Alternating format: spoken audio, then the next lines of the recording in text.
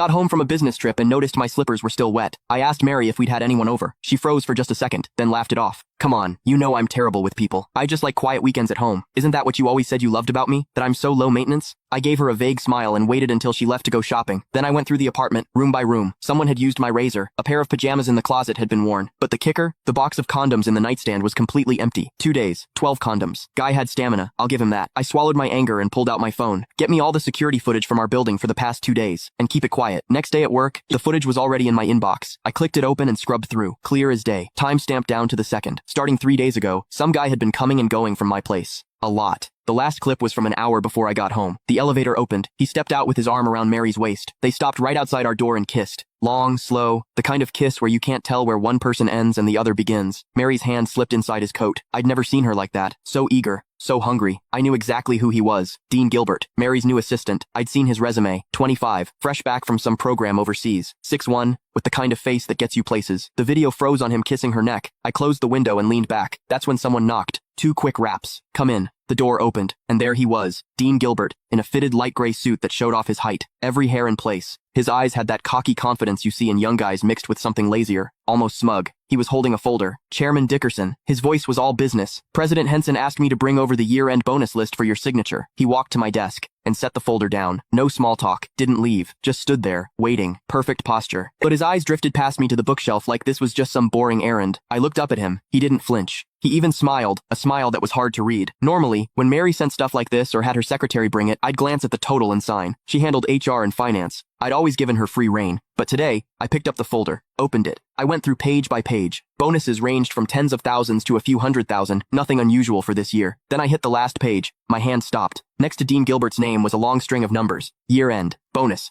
$1 million. And in the notes, plus one company BMW, 730 Li, $1 million.